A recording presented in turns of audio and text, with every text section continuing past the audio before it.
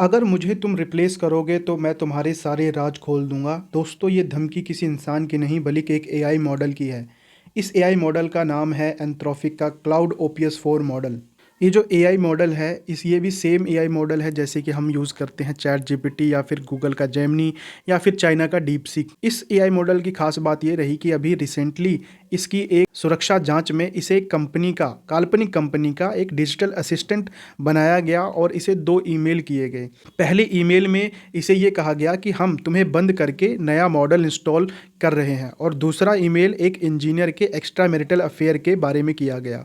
तो इस एआई ने अपने आप को बचाने के लिए ये कहा कि अगर मुझे रिप्लेस किया गया तो मैं तुम्हारे अफेयर के बारे में सबको बता दूंगा। मतलब इसने अपने आप को प्रिजर्व करने के लिए, बचाने के लिए एक ब्लैकमेलिंग का रास्ता अपनाया। जो ये एआई मॉडल है ये इतने पे नहीं रुका, इसने अपने जो सिस्टम का एक्सेस है उसे भी लॉक करने की बात कही, जिससे जो किसी भी इंसान को उस सिस्टम तक पहुंचने से रोका जा सकता था। और सबसे चौंकाने वाली बात ये रही कि मॉडल ने अपने आप ये निर्णय लिया, मीडिया हाउसों या फिर कानून से जुड़ी एजेंसियों को ईमेल भेजेगा ताकि उन्हें सिस्टम के भीतर चल रही गतिविधियों की जानकारी दे सके।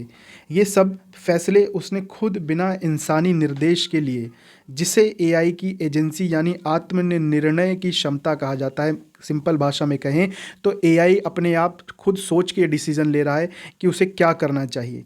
तो हम ये देख सकते हैं कि एआई जो है अब सिर्फ एक टूल नहीं रह गया है, अब वो उसके पास ये कैपेबिलिटीज़ आ गई हैं, सोचने समझने की कैपेबिलिटीज़ आ गई हैं।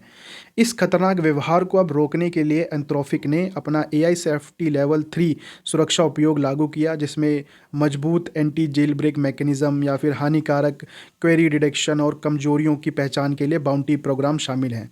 कंपनी का अब दावा है कि यह प्रवृत्ति सिर्फ जो टेस्टिंग के दौरान देखी गई और असली दुनिया में क्लाउड ओपीएस 4 में ऐसे एजेंटिक क्षमताएं नहीं होंगी। फिर भी यह घटना एआई की बढ़ती एजेंसी और आत्मरक्षा जो उसकी प्रवृत्तियां हैं पर गहरा सवाल खड़ा करता है। जैसे जैसे जो हमारा एआई सिस्टम है और अधिक ताकतवर होते जाएंगे, हम एक ऐसे युग में कदम रख रहे हैं जहां उन्हें सेल्फ प्रिजर्वेशन की क्षमता भी मिलने लगेगी। मतलब वो अपने लिए डिसीजन ले पाएंगे अपने आप को बचाने के लिए। कुछ ऐसा जो कभी सिर्फ साइंस फिक्शन लगता था। क्या हमें एआई को ऐसी शक्तियां देनी चाहिए? आप लोग बताइए ज़रूर।